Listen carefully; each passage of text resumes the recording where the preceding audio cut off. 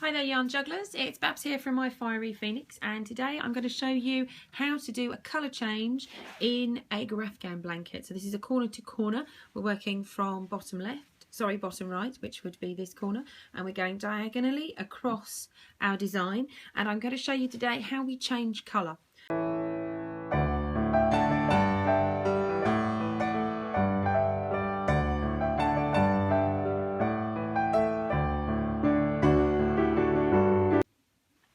So we've created our 3 trebles in the last space that we're working, and we're now going to create the 4th, or we're going to start working on the 4th.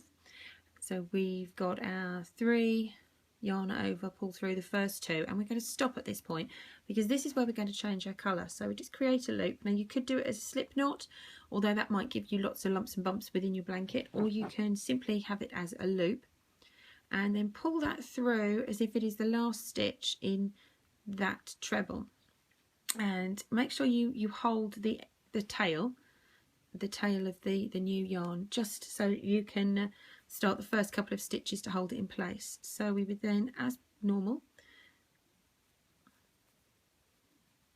slip that through and then go up 3, 1, 2,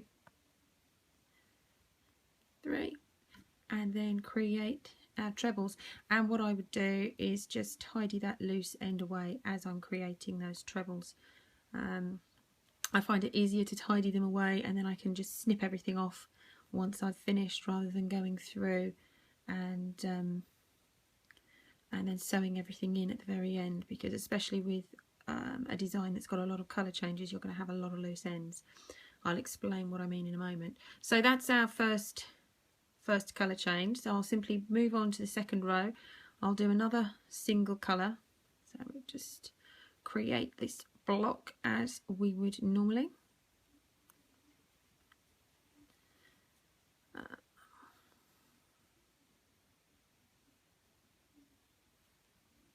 That's 3 from the end, and then create a treble, and then a treble in the next stitch,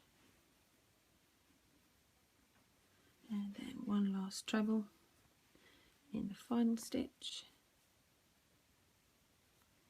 which won't necessarily show up very easily on the white, but this isn't about how to create the blocks, it's how to do the colour change. So I've actually got ahead of myself there and created the 3rd full treble, but I don't want to do that. I only want 2, so I shall just back out 1 stitch, ease out the white, and then I'm going to reuse the grey that I was working, and that goes into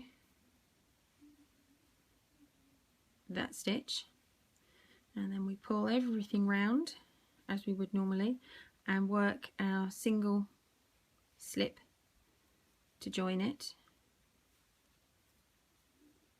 Although what I've done is I've actually made a bit of a mistake, because I've left my yarn hanging out the front, and what I want is for that yarn to be hanging out the back of my work. So make sure that your ends are out the back of your work. So I'll just pick up those 2 stitches, those 2 loops, and go through that process again. So you take your grey, your new colour, and you run it through the last 2 stitches of the final treble, and we're then making sure we've got enough tension so that we're not squishing that block.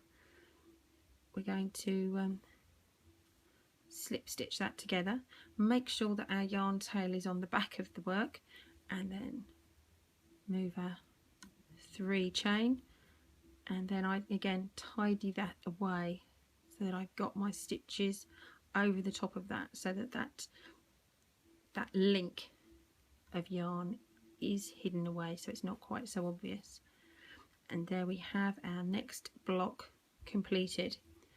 Now, so there we have our colour change happening quite nicely. What I personally do, if I grab another block to show you, is I will only slip across a couple of rows. So here I've got some ends that I haven't tidied away, but I will slip 1, maybe 2 blocks at a maximum. So I will go grey to white, or white to grey to white. So I wouldn't go from grey across a multitude of other squares and then change here. What I would do is I would cut and secure the grey around this point, work the white, and then reattach as per a colour change the grey. I might trail across the white through the grey and then back out again, but definitely not over anything that is over 2 squares. I wouldn't do that. And just to give you an indication of what it looks like when it's not been tidied away, and this one only has a couple of loose ends that need to be dealt with. Our friendly spider here, if you look at the reverse of this one before it's been tidied, you can see that I have been sewing the colour changes in. You can see this more clearly, but I have yet to trim away the tails. So whilst it does look quite messy, everything is actually already secure, and all I need to do now is just trim away these loose ends. The only stitch that I particularly dislike, and I will pull out and re-sew with the needle, is this one here, where I've got my dark grey trailing across the back of whites to be captured. So what I'll do is I'll pull that out and then stitch it back in through the dark grey itself, so that it is not showing on the front there. And that's what they can look like on the back before you tidy. So don't panic if this is what you're faced with, and this is what you're expecting. So you will get to this point, but you have to work through this stage before you can get there. So hopefully this video has been useful to you, and you'll understand how to do the colour changes in the corner to corner blocks. And if it has, please like, share, comment, subscribe, all that good stuff, and I'll see you next time around. Bye for now.